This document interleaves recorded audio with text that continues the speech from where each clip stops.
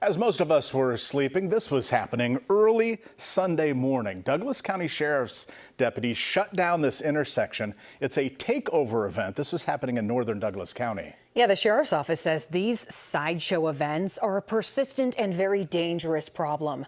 First Alert 6's Philip Katafamo shares more on what can be done to keep the intersection clear and safe. Video obtained by First Alert 6 shows the intersection of 72nd and McKinley taken over by a vehicle sideshow early Sunday morning. A large group of drivers took over the intersection, functionally shut it down, and leaders of the event started to do burnouts in the middle of the intersection. DCSO arrested 20-year-old Aiden Hayjack at the takeover. Monday, he had his first appearance in court.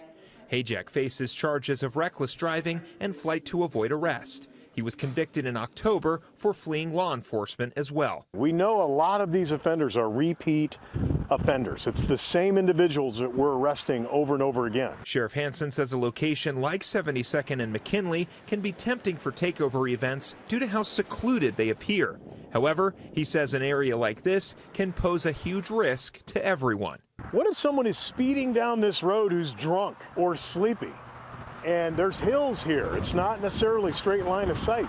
And what if they just plow right into all those people?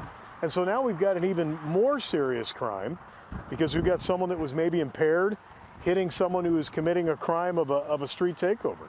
It's a recipe for disaster. Intersection takeovers can happen any day of the week, but uptick on the weekends in the early morning or late night hours, becoming a loud and dangerous nuisance for neighbors nearby. And I can attest, even I don't live too far away from here, and there's times where it's woken me up at 3 o'clock in the morning. Efforts are in place to cut down on this activity. DCSO is working with the courts and lawmakers to increase penalties on repeat offenders, like expanding automatic impound options to send a message. So we need to separate them from their dangerous instruments, and those instruments are their vehicles. Hayjack waived his right to a preliminary trial this afternoon.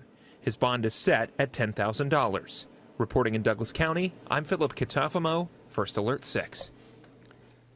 Now that suspect's vehicle has been impounded, investigators encourage folks to move these events to a safer location like the I-29 Speedway, adding that if you encounter a takeover in your neighborhood, call 911.